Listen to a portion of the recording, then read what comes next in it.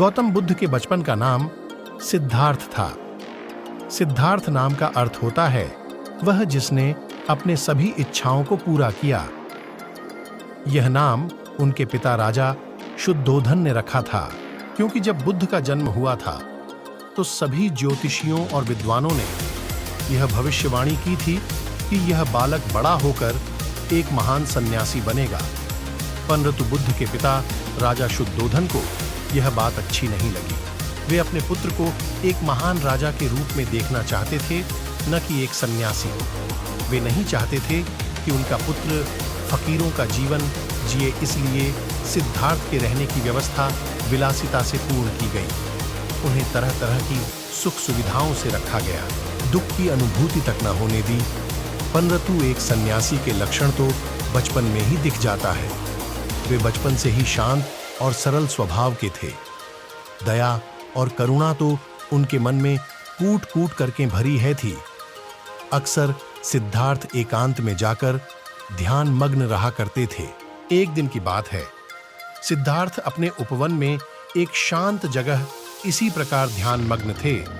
तभी एक घायल हंस उनके सामने आ गिरा, जिससे उनका ध्यान भंग हो गया। जब उन्होंने अपनी आंखें खोली तो देखा कि सामने एक सफेद हंस तीर के वार से बुरी तरह घायल पड़ा तड़प रहा है।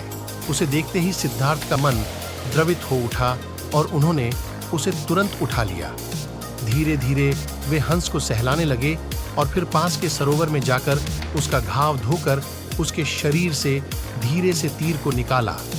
तीर निकालते ही वह दर्द से तड़प उठा। तब सिद्धार्थ उसे धीरे से सहलाते हैं और उसके घाव पर पट्टी बांध देते हैं। उसी समय एक ओर से कुछ शोर होता है और उधर से उनका चचेरा भाई देवदत्त आता हुआ दिखाई देता है। सिद्धार्थ के हाथ में वह हंस देखकर बहुत खुश होता है और हंस लेने के लिए सिद्धार्थ के पास दौड़कर आ धमकता है। देवदत्त, सिद्धार्थ, यह हंस तुम्हारे पास है और मैं इसे कब से इधर उधर ढूंढ रहा था। यह मेरा शिकार है, अब जाकर मिला है। सिद्धार्थ, नहीं देवदत्त, यह हंस मेरा है। यह तो कब का दम तोड़ देता अगर मैं समय पर इसका इलाज न करता। देवदत्त, दम तोड़ देता तो क्या, यह तो मेरा शिकार है, मैंने इसे इसलिए तो मारा है। तुम जबरदस्ती मेरे शिकार को हड़पना चाहते हो। इस तरह दोनों भाइयों में उस हंस के लिए वाद विवाद होने लगा और धीरे धीरे बात बढ़ गई। तब दोनों ने मिलकर फैसला किया कि यह हंस किसका है। इस बात का निर्णय महाराज शुद्धोधन के पास जाकर ही होगा और दोनों भाई राज दरबार में गए। वहां उन दोनों ने अपना अपना तर्क महाराज के सामने रखा।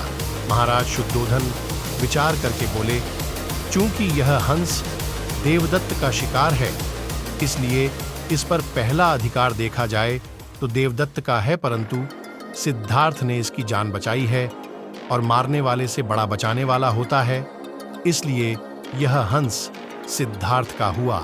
महाराज शुद्धोधन का निर्णय सुनकर सिद्धार्थ की आंखों में एक चमक आ गई और वे उस हंस के शरीर पर धीरे से अपना हाथ रख सहलाने लगे।